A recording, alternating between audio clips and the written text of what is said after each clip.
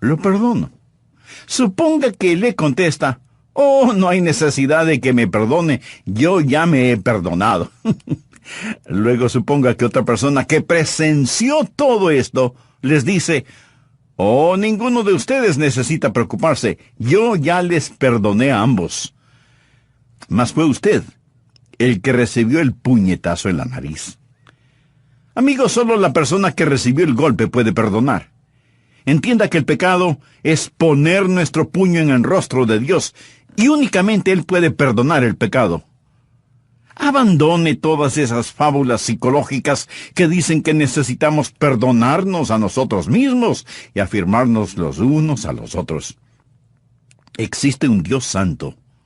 Dios es un Dios santo, y el pecado es un ultraje, un reproche, una rebelión contra un Dios santo que no dejará al pecado sin castigo. El texto de hoy indica 3 verdades maravillosas sobre cómo Dios perdona el pecado y sobre cómo se hace Dios cargo del pecado. La primera es el sufrimiento vicario de la cruz. ¿Lo anotó? El sufrimiento vicario de la cruz. La palabra vicario significa en lugar de, suplente, sustituto. Miremoslo. Primera de Pedro 3:18. Porque también Cristo padeció una sola vez por los pecados, el justo por los injustos, para llevarnos a Dios, es decir, Jesús, el Hijo de Dios, quien es justo, quien nunca pecó, nacido de la Virgen, sin mancha, sin pecado, el justo murió por los injustos. Cuando dice los injustos, está hablando de usted y de mí. Nosotros somos los pecadores. Él llegó a ser nuestro sustituto. A través de toda la Biblia, Dios ha enseñado la sustitución. ¿Qué es la Pascua? Bien, en el Antiguo Testamento, Dios dio una profecía e ilustración de la cruz del Señor Jesucristo. Por ello, instituyó el ritual del Cordero de la Pascua en Éxodo 12. Había juicio sobre la tierra a causa del pecado, pero Dios le dijo a su pueblo que tomara un cordero sin mancha, sin imperfección, y que lo sacrificara. La sangre del cordero debía ser untada en el dintel y los 2 postes de la puerta de sus casas. La sangre del cordero debía ir no adentro, sino afuera, expuesta públicamente, sin vergüenza. ¿Lo ha pensado? Debía ir afuera en el dintel y los 2 postes. Imagínese a una persona con la sangre en un recipiente, untando la parte superior de la puerta y los 2 postes a los lados de la puerta. ¿Qué ha hecho? Ha hecho la señal de la cruz. Desde hace tanto tiempo atrás, Dios ya estaba ilustrando y profetizando que es por la sangre que se perdona. Dios dijo a esos israelitas hace muchos años, cuando vea la sangre, pasará Jehová a aquella puerta. La palabra Pascua proviene de pasará. Dios pasará sobre usted cuando la sangre es aplicada. Pero si pone la sangre bajo sus pies y pasa sobre ella, Dios no pasará sobre usted. Pero cuando usted se pone bajo la sangre, el ángel de la muerte, el juicio de Dios omnipotente, pasará sobre usted. Este Cordero de la Pascua es una ilustración del Señor Jesucristo. Por favor, busque 1 de Pedro capítulo 1, versículos 18 y 19. Sabiendo que fuisteis rescatados de vuestra vana manera de vivir, la cual recibisteis de vuestros padres. Ahora escuche esto. No con cosas corruptibles como oro y plata, sino con la sangre preciosa de Cristo, como de un cordero sin mancha y sin contaminación. Jesús es el Cordero de la Pascua. Él es el Cordero sin mancha y sin contaminación. A un lado está el Monte de los Olivos, donde Jesús oró en Getsemaní. Y al otro lado el Monte Moria, donde Jesucristo murió. El Monte Moria, el mismo lugar donde Abraham iba a sacrificar a su único hijo, Isaac. El mismo lugar donde se construyó el templo. El Monte de los Olivos y el Monte Moria están a pocas millas de Belén, donde Jesús nació. En el tiempo de Cristo, los sacerdotes y los levitas ya habían instituido un rango especial de pastores para criar corderos muy especiales, los corderos de la Pascua. Eran los más finos, los mejores, y se los criaba en Belén. La semana de la Pascua, esos corderos venían desde los campos de Booz en Belén hasta el monte del templo y entraban por la puerta de las ovejas para ser examinados por el sumo sacerdote, los levitas y por los otros sacerdotes. Y el mismo día, bajando el monte de los olivos y subiendo el monte Moria, venía el Señor Jesucristo, el Cordero de Dios, montado sobre una asna. El mismo día, el domingo de Palmas, la Pascua, entraban a la ciudad los corderos y el Cordero de Dios. El mismo día, ya hace tanto tiempo.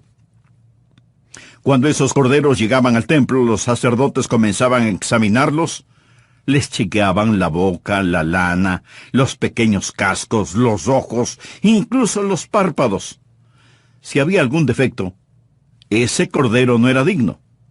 Tenía que ser un cordero especial, un cordero sin mancha y sin contaminación. Pero al mismo tiempo que esos corderos venían, el Cordero de Dios también venía. El cordero nacido en Belén. María tuvo un corderito. Su lana era blanca como la nieve. Jesús nunca conoció el pecado. Él era el Hijo de Dios nacido de la Virgen, el Cordero sin mancha de Dios.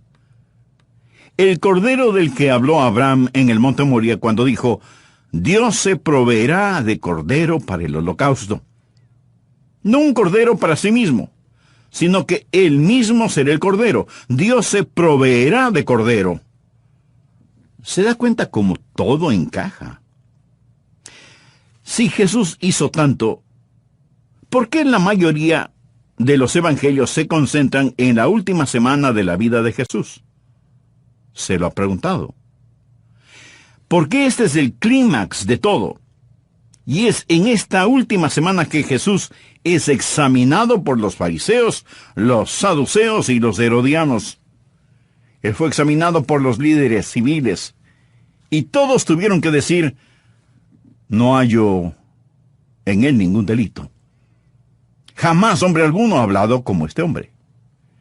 Jesús, el Cordero perfecto de Dios, los podía mirar a todos aquellos y desafiarles, ¿quién de vosotros me redarguye o convence de pecado? Él era el Cordero sin mancha, sin contaminación, y estaba siendo examinado para la Pascua.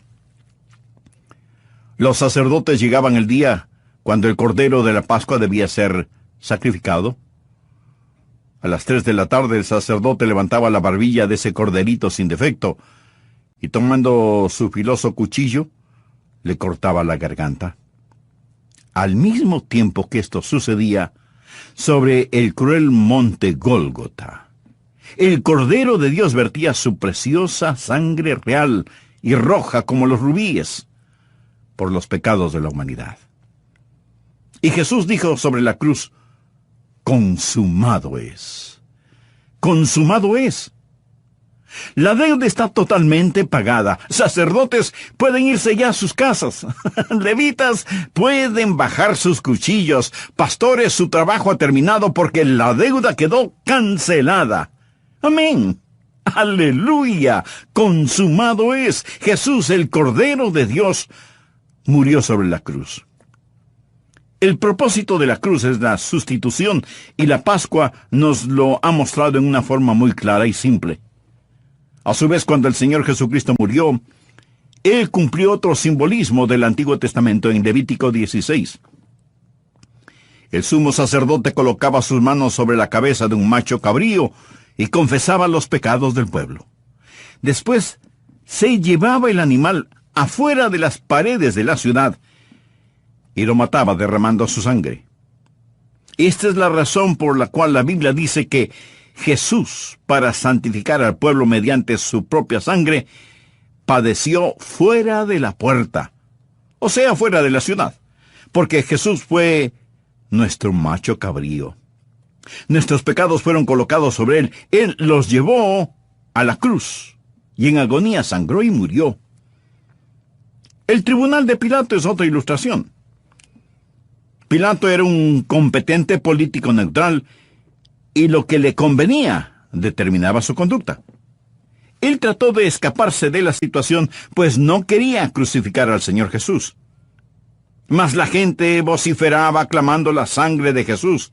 Pilato ingenia un plan diciendo, tenemos a otro hombre aquí y su nombre es Barrabás. Barrabás era un ladrón, un asesino, un revolucionario, y Pilato pensó, si alguna vez ha vivido un hombre que merece ser ejecutado, es Barrabás. Esto es lo que Pilato dijo. Según la tradición, el gobernador puede soltar a un preso, el que el pueblo diga. ¿A quién queréis que os suelte? ¿A Barrabás o a Jesús, llamado el Cristo? Escojan a quién perdonar. ¿A Barrabás o a Jesús? ¿A cuál de los dos queréis que os suelte? ¿Sabe usted lo que contestaron? ¡A Barrabás!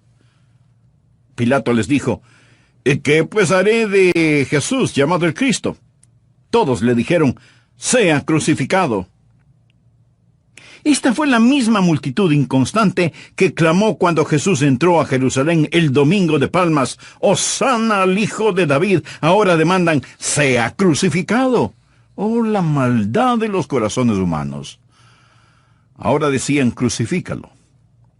Y se llevaron a Jesús, el Cordero de la Pascua de Dios, el macho cabrío de Dios, el justo por los injustos, para que muriera sobre una cruel cruz romana. Mas quiero que se imagine otra escena. Imagínese a un soldado romano con una antorcha, caminando en un estrecho pasillo en una prisión romana. Llega hasta una puerta con barras de hierro, alumbra, y adentro, entre las sombras, sobre una colchoneta de paja, hay un hombre temblando como un pájaro atrapado en una jaula, en una trampa. El rostro de este hombre es el espejo de la maldad, y aún así el terror está escrito sobre su cara. El guarda abre la puerta con su llave y dice, «Barrabás, levántate y ven conmigo». Barrabás comienza a rogarle, «No, espere, no me lleve, por favor, tenga misericordia». El soldado romano le responde, «Barrabás, deja de llorar. Nunca he visto a un hombre con la suerte que tú tienes. Barrabás, tú eres un delincuente, pero tú no vas a morir. Hay otro quien morirá en tu lugar. Ven aquí, Barrabás. Mira hacia el monte. ¿Ves la cruz en medio? Barrabás, esa cruz fue hecha para ti, pero hay otra persona sobre esa cruz. Él ha tomado tu lugar». No estoy diciendo que Barrabás era salvo o que llegó a salvarse. Lo que quiero decir es que Dios nos presenta una perfecta ilustración de la sustitución, el justo por los injustos, para llevarnos a Dios. Lo primero que quería que conociera es cómo Dios perdona el pecado. Es lo que llamo el sufrimiento vicario de la cruz. Mas mire nuestro texto, dice, Cristo padeció una sola vez por los pecados. Él sufrió por los pecados. En muchos lugares, teatros e iglesias, durante la Semana Santa se presenta el drama de la pasión de Cristo, tratando de ilustrar el sufrimiento del Señor Jesucristo. Mas ningún programa puede alcanzar a representar su sufrimiento. No hay lengua que pueda expresar, garganta que pueda cantar, mano que pueda pintar la tragedia que llamamos Calvario y el sufrimiento del Señor Jesucristo. Existe el sufrimiento emocional de Cristo. Hablamos de ello cuando estudiamos de la copa, cuando el Señor Jesús dijo en Mateo capítulo 26, versículo 38, «Mi alma está muy triste, hasta la muerte». Oh, la agonía emocional. Lucas capítulo 22, versículo 44, «Y estando en agonía, oraba más intensamente, y era su sudor como grandes gotas de sangre». Hace algunos años alguien me entregó un artículo del diario de la Asociación Médica Estadounidense. Y en este artículo para médicos hablaba del sufrimiento del Señor Jesucristo, del sudar sangre. Se llama hematidrosis. Hematidrosis. Y esto es lo que decía. Un fenómeno poco común. Puede ocurrir durante estados altamente emocionales o en personas con trastornos sanguíneos. Como resultado de una hemorragia en las glándulas sudoríparas, la piel de la persona se pone muy débil y sensible. Esto es lo que le sucedió al Señor Jesucristo. Él estaba en tal agonía que sus diminutos vasos capilares estallaron, se rompieron. El Señor Jesús no solamente padeció sufrimiento emocional, sino sufrimiento corporal. Los romanos le azotaron y ellos sabían muy bien cómo hacerlo. Ataban las manos de la víctima y la levantaban hasta que estuviera de puntillas para aumentar el dolor y que la espalda estuviera lisa como la seda. El instrumento de azote era un látigo con un robusto mango y con correas de cuero. Al final de las correas de cuero habían unos pedacitos de hueso, metal y vidrio ingeniosamente atados. Usaban a 2 azotadores, 2 verdugos a la vez. Y al ser estirado el cuerpo, uno comenzaba en la nuca y descendía. El otro empezaba en los tobillos y ascendía. Juntos despellejaban a esa persona parada de puntillas, enroscando el látigo alrededor del cuerpo y desprendiendo un pedazo de carne cada vez que lo jalaban. Estos hombres eran experimentados que sabían muy bien cómo azotar, sabían cómo desprender la carne de tal forma que los nervios y los músculos quedaran expuestos sin sacarle los intestinos.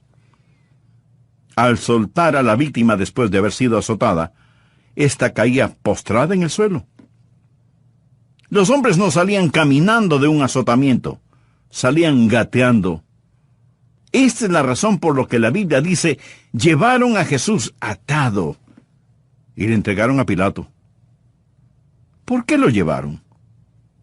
Porque estaba demasiado débil para caminar. Usted puede comprender por qué después Jesús no podía cargar con la cruz. El abuso físico del Señor Jesucristo. Lo golpearon con sus puños, con palos, y luego lo sacaron para que fuera crucificado. ¿Sabe usted por qué los romanos usaban la crucifixión? ¿Sabe por qué usaban la cruz? Porque la crucifixión tenía como fin el ser cruel, poco común, e inspirar terror. Cualquiera que veía una crucifixión decía, sea lo que sea que ocasionó tal castigo, yo no lo haré. Romanos, haré lo que me ordenen, pero no me crucifiquen. De esto se trataba la crucifixión. El Señor Jesucristo aceptó los terrores de la cruz para poder llevar sobre Él nuestros pecados, redimirnos y hacernos aceptos delante de su Santo Padre. ¿Qué significa la cruz para usted personalmente? Si solo es un símbolo religioso o un adorno complementario de la moda, usted, mi amigo, está perdido espiritualmente. Necesita ser salvo. Voy a hacer un breve resumen del programa anterior para proseguir con el material de hoy. Busquen su Biblia, 1 de Pedro 3:18. Porque también Cristo padeció una sola vez por los pecados, el justo por los injustos, para llevarnos a Dios. Este es un versículo maravilloso. En él hay suficiente dinamita del Evangelio como para dinamitar el pecado, el odio, el dolor y la enfermedad de la vida de cualquier persona. Pero la dinamita debe ser encendida por la chispa de la fe. Y entendiendo que solo Dios es el único que puede perdonar nuestros pecados. Entendiendo que el pecado es poner nuestro puño en el rostro de Dios en actitud de franca rebeldía. Dios es un Dios santo.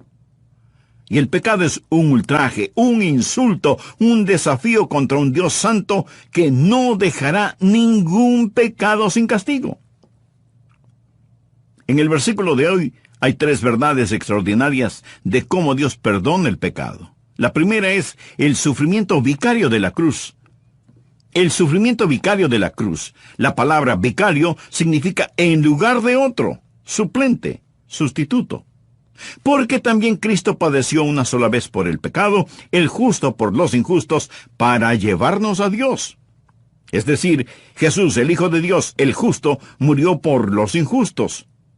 Cuando dice injustos, está hablando de usted y de mí. Nosotros somos pecadores. Jesús fue nuestro sustituto. Dice la Biblia Cristo padeció una sola vez por los pecados. O sea, Cristo sufrió por nuestros pecados al morir en esa cruel cruz romana. ¿Sabe por qué los romanos usaban la crucifixión? Porque la crucifixión tenía como fin el ser cruel, poco común e inspirar terror. Cualquiera que veía una crucifixión decía: sea lo que ocasionó tal castigo, yo no lo haré. Romanos, haré lo que me ordenen, pero no me crucifiquen. La palabra latina excruciatus significa un dolor atroz y literalmente significa originario de la cruz, de la crucifixión. Un tipo de dolor atroz que proviene de la cruz. Clavaban las manos de la víctima a la cruz, no en la palma de la mano, pues esto desgarraría el metacarpo, sino en la muñeca, para que no se cayera de la cruz. Trataban de golpear el nervio del medio para transmitir el dolor hasta el torso. Penetraban esos clavos a través de esos nervios. Lo crucificaban con sus manos a un ángulo de 90 grados, pero cuando el cuerpo caía, bajaba a un ángulo de 65 grados, con los pies a su vez clavados a la cruz. El peso del cuerpo caía sobre el pecho y la persona comenzaba a respirar con dificultad. Por lo tanto, cuando respiraba, tenía que alzar su cuerpo, pero al hacerlo, tenía que empujar contra los clavos en sus pies. La víctima se encontraba entre la lucha por respirar y el punzante dolor. La persona experimentaba náuseas, trauma y un intenso dolor al cada nervio convertirse en un conducto para dicho dolor. Y el individuo permanecía allí un agonizante largo tiempo y moría una muerte atroz. Existe la agonía física, la agonía emocional y el sufrimiento emocional de la cruz. No solo Jesucristo bebió la copa, la contaminación del pecado, sino también llevó la corona, el castigo del pecado. Por ello la copa y la corona nos hablan de la cruz, de Jesús bebiendo la contaminación y recibiendo el castigo. No es que él haya pecado. Recuerde, el justo por los injustos. Él pagó el precio. ¿Y cuál era el precio? El estar separado del Dios omnipotente. No solo Dios el Padre se separó de él, sino que en ese momento Jesús también se volvió en el objeto detestado por el Padre y Dios. El Padre tuvo que mirarlo como mira a un pecador y encargarse de él como lo haría con cualquier pecador. ¿Comprende ahora el texto de Pedro? También Cristo padeció una sola vez por los pecados, el justo por los injustos. Este es el sufrimiento vicario de la cruz. El sufrimiento vicario de la cruz. Amigo, mi corazón se conmovió tanto al estudiar para este sermón. Aquí está la segunda verdad que deseo que observe. La satisfacción vital de la cruz. Miremos el texto. Hay una palabra que no quiero que pase por alto. Porque también Cristo padeció una. ¿Cuál es la palabra? Una. Cristo padeció una sola vez por los pecados. Amigo, esto no significa había una vez. Esto significa una vez y para siempre. Significa una vez y para siempre. Cuando Jesús dijo, consumado es, dijo que la deuda quedó cancelada en su totalidad. En Roma, cuando encerraban a un hombre en prisión, cuando se le encontraba culpable de un crimen, escribían un certificado de deuda y se lo colgaban sobre la puerta de su celda. Era su deuda al Estado y a la sociedad. Era lo que su pecado, su crimen había provocado. Y después de servir su tiempo, pagar la pena y satisfacer las demandas de la ley, entonces escribían sobre ese certificado de deuda, cancelado, pagado en su totalidad, y se lo entregaban al prisionero. ¿Sabe usted cuál era la palabra que escribían sobre eso? Tetelestai. ¿Sabe lo que significa? Consumado es. Consumado es. cancelado. Ese hombre no tendrá que regresar a prisión otra vez. Nunca volverá a estar en peligro o será arrestado por el mismo crimen. Si lo acusaban de nuevo, él podía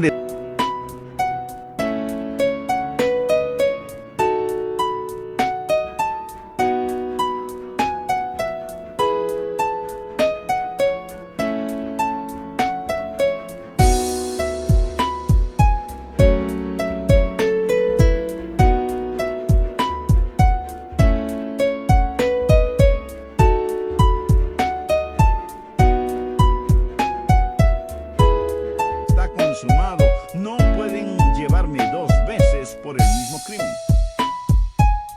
Y esto es lo que dice que Jesús padeció una sola vez por los pecados.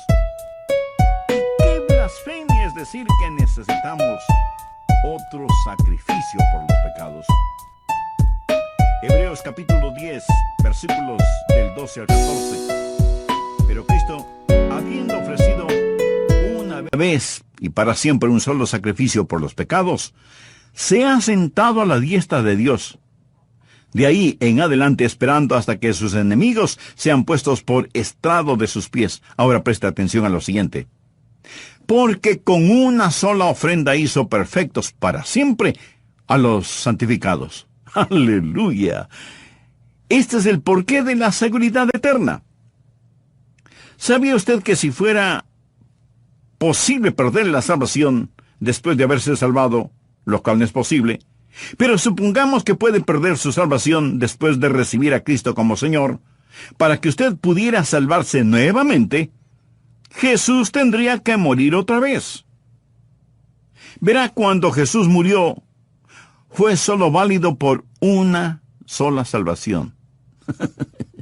Válido únicamente para una salvación. Porque con una sola ofrenda hizo perfectos para siempre a los santificados. Jesús dijo, consumado es, está cancelado, pagado en su totalidad. No hay nada que usted pueda hacer, ni nada que necesite hacer. Existe el sufrimiento vicario de la cruz. Existe la satisfacción vital de la cruz. La Biblia dice en Isaías 53:11, que Dios, el Padre, verá el fruto de la aflicción de su alma y quedará satisfecho.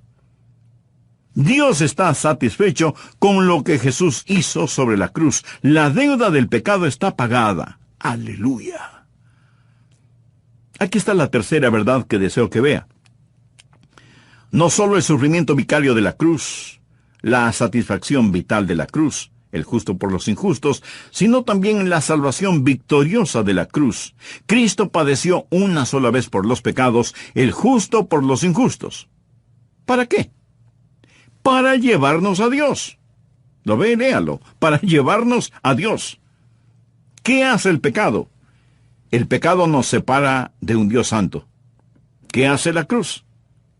Sobre esa cruz, Jesús tomó a Dios santo con una mano, al hombre pecador con la otra mano, y por medio de la sangre de su cruz, Él reconcilió a Dios y al hombre.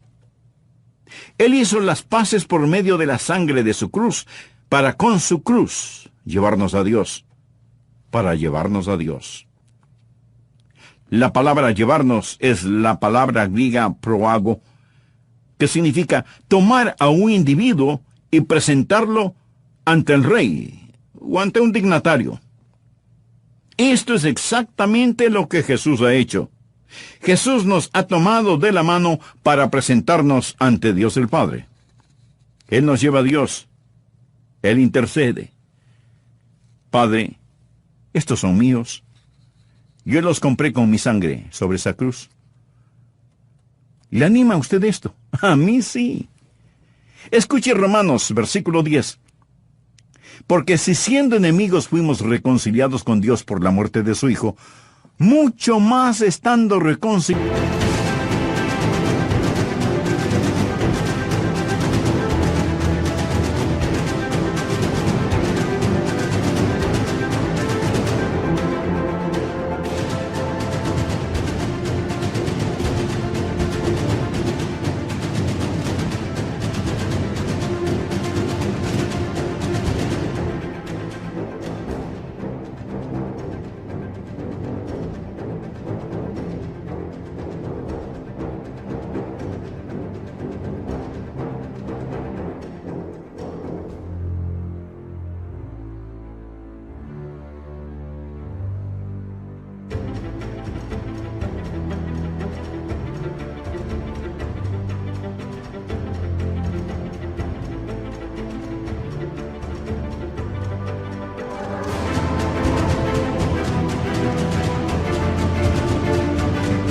aliados, seremos salvos por su vida. El rey David en el Antiguo Testamento tuvo un hijo, su nombre era Absalón. Y él se rebeló contra su padre. Y había una mujer de Tecoa que le dijo a David: usted necesita hacer algo para reconciliarse con su hijo, para que él regrese, para traer a su hijo. Pero David no lo hizo. Y la mujer le dijo: Rey David, usted no actúa como Dios actúa. Anote este precioso versículo en el margen de su Biblia, 2 de Samuel 14, verso 14. Y la mujer dijo: porque de cierto morimos, y somos como aguas derramadas por la tierra que no pueden volver a recogerse. Ni Dios quita la vida, sino que provee medios para no alejar de sí al desterrado. ¿No es este un gran texto evangelístico en el Antiguo Testamento? Somos como aguas derramadas por tierra. Ni Dios quita la vida, sino que provee medios para no alejar de sí al desterrado. Dios tiene un medio para traernos de regreso. Deseo contarle una historia verídica. Selecciones publicó esta historia. Un hombre de negocios de Nueva York, de descendencia húngara, que vivía en Long Island, Nueva York, para ir a trabajar siempre abordaba el metro en Long Island a las 9:05 todas las mañanas. Este hombre, que se llamaba Marcel Sternberger, un día un amigo suyo estaba enfermo y Marcel decidió quedarse con su amigo ese día e ir a trabajar más tarde. Marcel Sternberger se quedó con su amigo enfermo.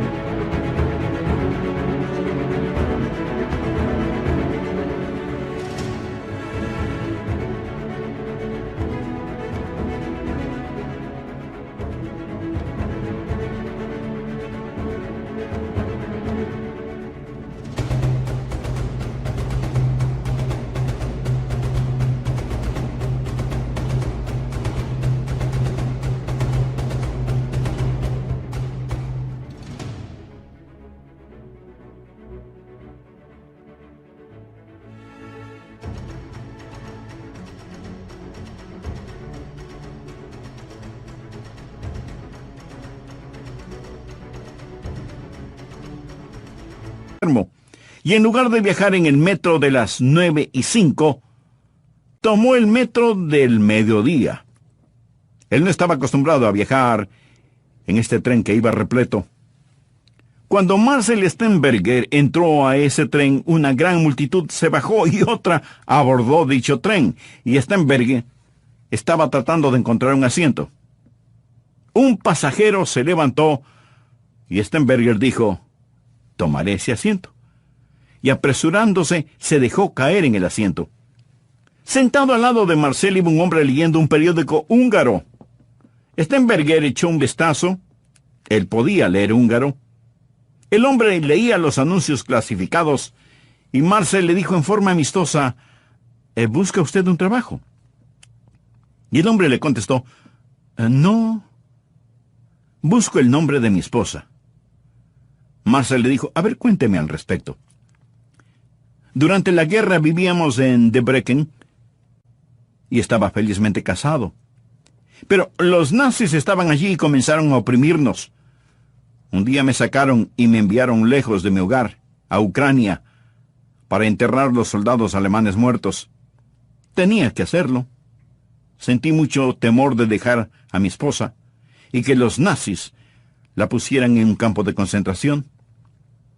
Bien, me enviaron y cuando regresé a mi hogar después de la guerra, no pude encontrar a mi esposa. Pregunté alrededor y me dijeron que los nazis se habían llevado a un número de gente a Auschwitz. Quizá mi esposa estaba entre esos. Comencé a leer y estudiar para averiguar qué sucedía con la gente que enviaron a Auschwitz. Muchos acabaron en los crematorios donde los incineraron durante el Holocausto. Pero también leí que cuando los aliados vinieron, entraron al campamento de prisioneros y liberaron a algunos. Pienso que quizás mi esposa no haya sido asesinada. Tal vez fue liberada. Entonces me dije, quizás los aliados llevaron a esta gente a América. Y si así sucedió, ¿cuál sería el punto de entrada? Sería Nueva York. Y si mi esposa estuviera en Nueva York, ella no sabría dónde estoy. Pero sé que mi esposa es inteligente. Ella pondría un anuncio en el periódico húngaro y simplemente leo el periódico para ver si por casualidad puedo encontrar a mi esposa. Marcel Stenberger se recordó que unos días antes había estado en una fiesta donde conoció a una mujer húngara. Ella le había dado su nombre y le había contado que vivió en Debrecen. También le contó que a su esposo se lo habían llevado a Ucrania. La mente de Marcel Stenberger comenzó a computar los datos y le preguntó al hombre, ¿cómo se llama su esposa? El hombre respondió, mi esposa se llama María Baskin. Stenberger, sin decir una palabra, sacó su billetera, sacó un pedazo de papel que él había doblado y lo miró. Y ahí estaba el nombre, María Baskin. Le dijo, señor, es muy importante, por favor, ¿se bajaría usted del tren conmigo en la próxima parada? No le dijo el por qué, pero el hombre confió en él y bajaron.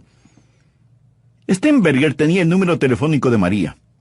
Buscó un teléfono público, puso la moneda y marcó el número y dijo,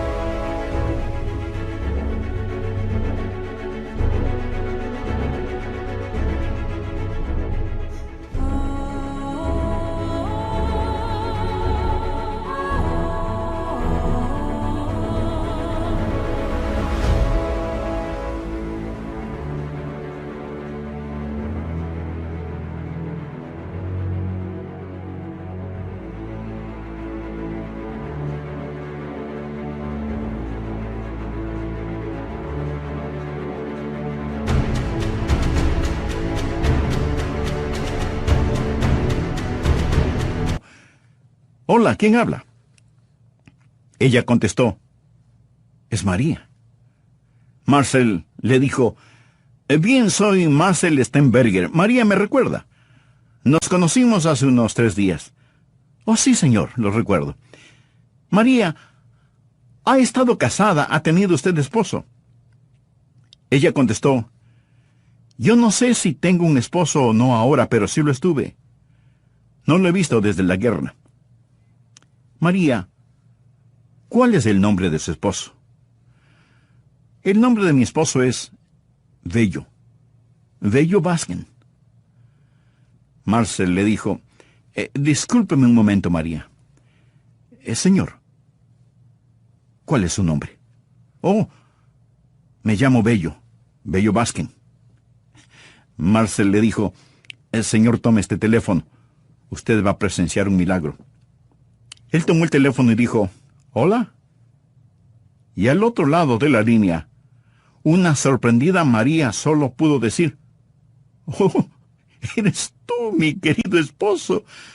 María, mi amada esposa. Y María le hizo saber que ella había estado orando para poder encontrarlo. Selecciones publicó esta historia y luego enfatizaron, algunos dirán, si son escépticos, que fue una coincidencia. Pero Selecciones hizo estas preguntas. ¿Cuáles son las probabilidades de que este hombre, quien normalmente viajaba en el tren de las 9:05, tomara el tren de las 12? ¿Cuáles son las probabilidades de que él lograra sentarse en el único asiento desocupado en todo el tren? ¿Cuáles son las probabilidades de que este hombre estuviera leyendo un periódico húngaro? ¿Cuáles son las probabilidades de que 3 días antes él hubiera conocido a esta mujer, María, y hubiera notado su nombre? Y luego Selecciones afirmó, no fue por casualidad. Dios viajó en el metro esa mañana. Dios ideó medios para reunir esta pareja, pero quiero decirle algo, amigo, que existe un milagro más grande que este. Existe un milagro más grande que este. Dios ideó medios para que sus desterrados no estén separados de Él. Y Jesús en aquella cruz murió por usted. Oh, el amor que lo pensó, la gracia que trajo la maravillosa salvación. Dios quedó satisfecho con el sacrificio que Jesús hizo sobre esa cruz. Y ahora usted puede recibirlo. ¿Qué debe hacer usted hoy? Poner su fe donde Dios puso sus pecados, en el Señor Jesucristo. La Biblia lo pone en forma simple, dulce, sencilla y sublime. Cree en el Señor Jesucristo y serás salvo. La palabra cree no quiere decir una mera creencia intelectual, sino confiar. Confiando, ore con todo su corazón. Oh Dios, soy un pecador y estoy perdido. Sé que no puedo salvarme a mí mismo. Jesús, tú eres el Hijo de Dios. Tú fuiste coronado por mis pecados y pagaste mis pecados en la cruz. Tú moriste como mi sustituto y Dios te resucitó de entre los muertos. Yo creo todo esto y te recibo. Te invito a entrar ahora en mi corazón. Ven a mi corazón. Perdona mis pecados y sálvame. Gracias por salvarme, Jesús. Gracias por salvarme, Jesús. Ahora eres mi Señor, mi Salvador, mi Dios y mi amigo.